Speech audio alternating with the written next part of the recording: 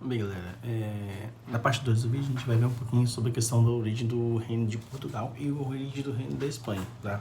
A expansão do Reino de Leão e Castela em direção ao oeste, né, leva os cristãos a uma parte de Portugal chamado de Rio do Minho, onde foi criado um reino, né, no caso, um condado, que é um pedaço de terra, né, que vai ser administrado por uma pessoa que vai ser intitulada conde, chamado portucalense, né? Lembra alguma coisa em relação a Portugal, né? Porque é o que a gente chama de embrião de Portugal.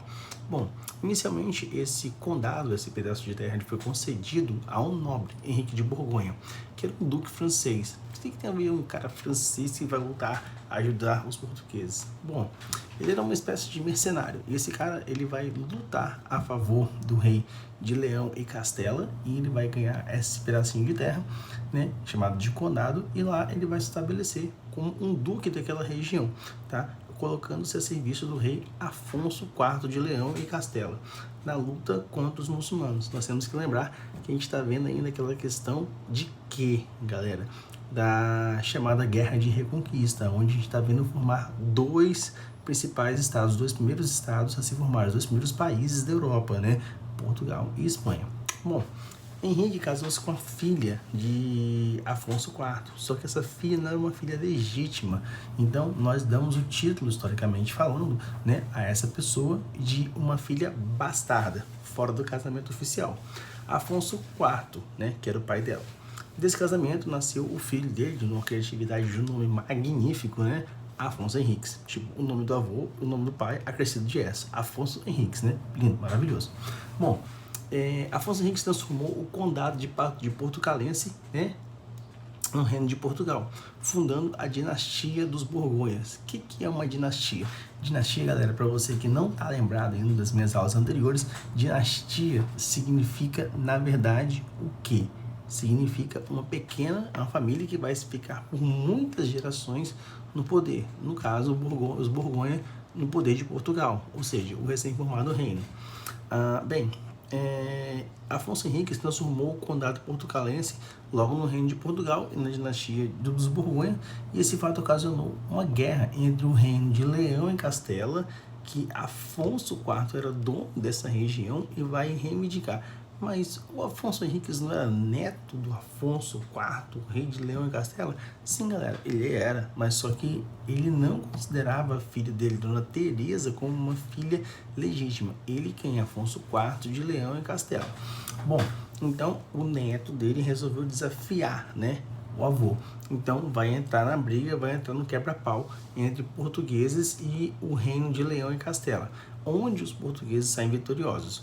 Em 1147, teve início a Segunda Cruzada, e com o apoio de outros reinos cristãos, Afonso Henriques, né, conquistou Lisboa e posteriormente um reino chamado de Algarves e seus domínios, ou seja, Portugal, quando foi formado, era reino de Portugal e Algarves, né, que era uma outra região, né, mais ao sul, né, mais próximo de Lisboa do que mais próximo do Porto, por exemplo.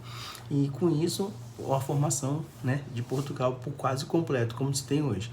Portugal, então, forma a primeira monarquia centralizada, onde o rei exerce dois poderes, né? Perdão, um único poder. Ou seja, ele manda em tudo. Ele manda, ele é lei, ele é ordem, né? Bom, então Portugal passa a ser a primeira monarquia. Isso mesmo, Portugal já foi um dia o país mais poderoso do mundo. Antes disso, os senhores feudais eram que mandavam, ou seja, detinham o poder político local e o enfraquecimento do poder real, mas o jogo acaba virando a favor dos reis.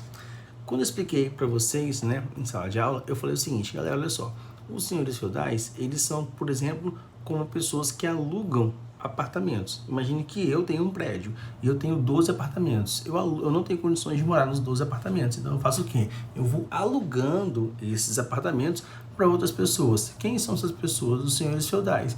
Eles são donos do apartamento? Não, eles podem usar esse apartamento, né? Eles me pagam um imposto. Que imposto que ele paga esse? Chamado de aluguel. E que imposto os senhores feudais pagavam para o rei? Os impostos normais, questão de alimento, grana, né? Apesar da pouca circulação na idade feudal, mas pagava-se também, e além disso, da proteção para que o rei não perdesse suas terras. Bom, esses fatores, no caso, que fatores foram esses que contribuíram para que Portugal crescesse tão rapidamente, centralizasse o poder, né? O tamanho do território, tá? as constantes brigas vencidas com Castela, além da pretensão de autonomia da burguesia portuguesa. Temos que lembrar que a burguesia é quem? Pessoas que vão comercializar produtos que vão vir de diversas áreas, tá?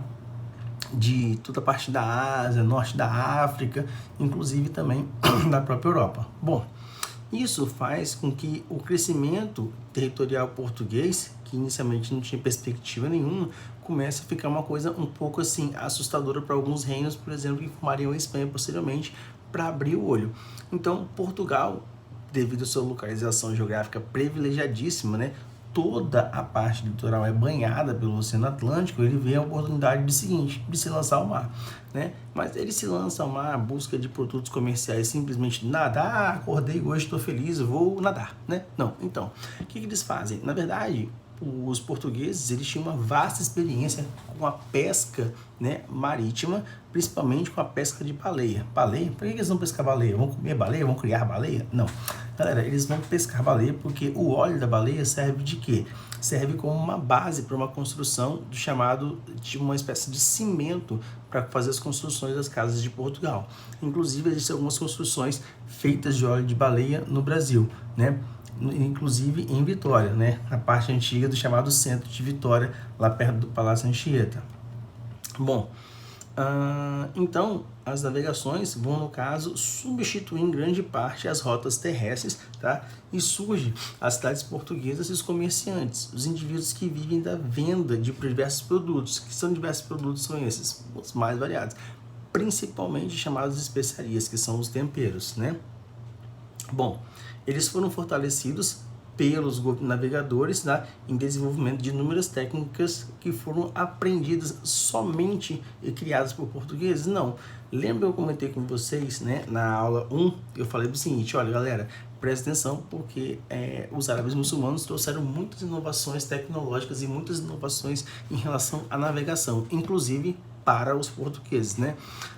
Em Portugal tinha uma escola, não era uma escola propriamente dita, tipo assim, de carteira, professor, etc tal, mas existia um lugar aonde as pessoas iam trocar ideias sobre a questão de navegação. É tipo você quando ia caçar Pokémon, que ficava com aquele monte de guri no mesmo lugar, aquele monte de amigo no mesmo lugar para caçar o mesmo Pokémon. Então, eles tinham uma localidade que eles iam caçar o quê?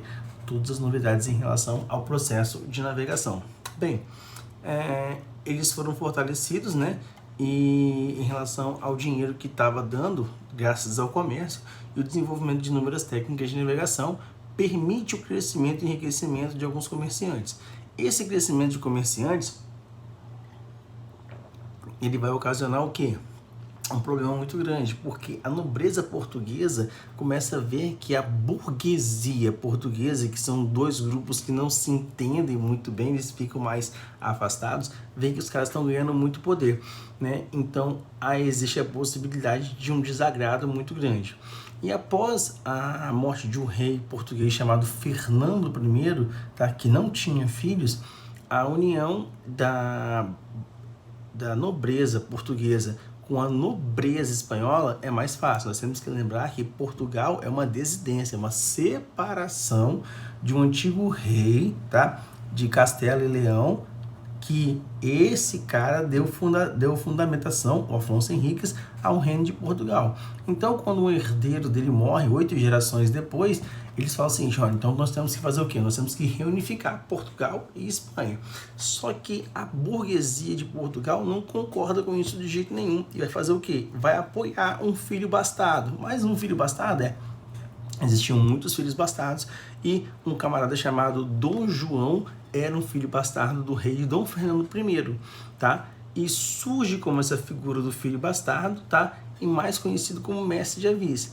Esse camarada teve um apoio muito grande da burguesia, porque a burguesia não queria perder seus privilégios, logo evidente, né? Então, entra em conflito com o reino de Castela, a nobreza portuguesa apoia quem? O reino de Castela, e no caso a futura Espanha, pela manutenção dos privilégios do poder, porque a nobreza não queria perder seu poder. Que nobreza é essa, galera? A nobreza portuguesa. Então o que a gente tem aqui? A gente tem um conflito.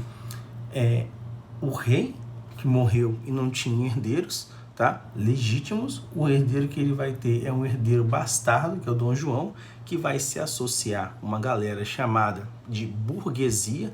Essa burguesia, vão fazer um grupo, os dois, né? O rei com a burguesia. Em contraponto, você vai ter outros dois grupos que vão brigar pelo poder também. A nobreza portuguesa, que vai se associar à nobreza espanhola, de Castela e Leão. Então, você vai ter um conflito. Quem vai sair vencedor? Os portugueses. Em qual batalha? Na batalha chamada de Aljubarrota, ou Albujarrota, também depende da sua tradução.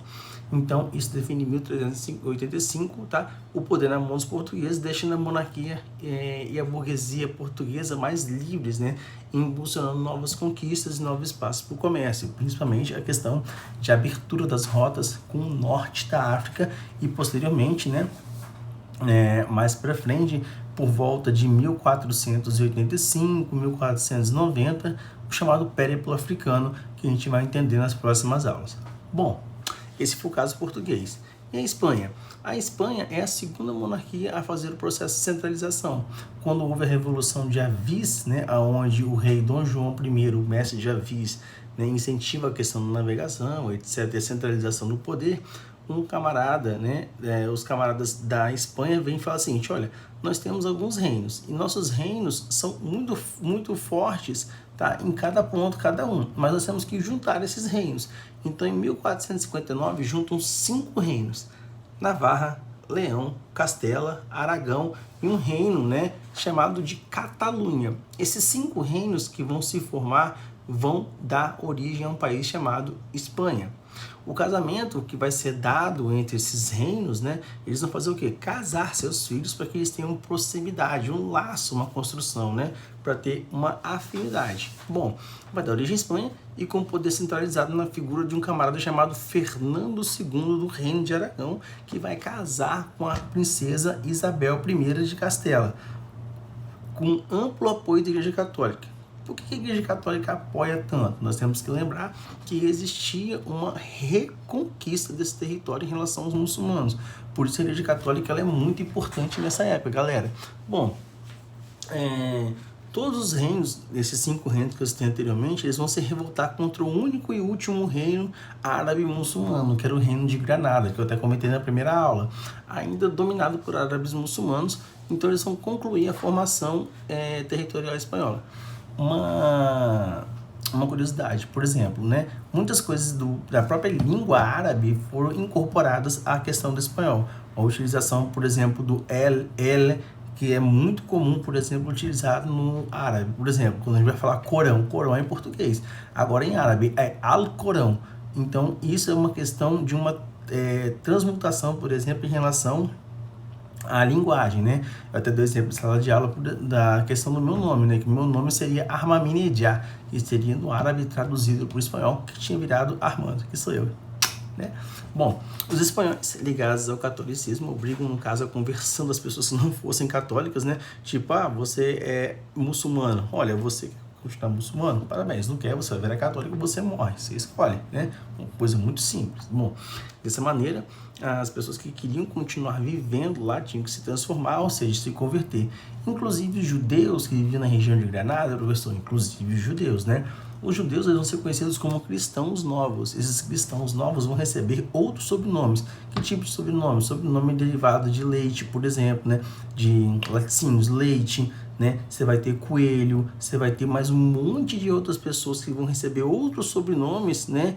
De frutas, de árvores e também de derivados do leite, né? Bom, essa é a questão de uma curiosidade. O Estado espanhol, então, tornava-se um fervoroso defensor do catolicismo, com apoio da igreja, né? Cruzaria o Oceano Atlântico para colonizar grande parte do território da América, né? Apoiados pela igreja, com a ideia de fazer o quê? De estar libertando o povo, né? Da questão da incivilidade, ou seja, diziam os europeus que estavam trazendo para as Américas o quê? A civilização, né? Como se a galera que vivesse aqui na América não conhecesse essa civilização de maneira nenhuma, beleza?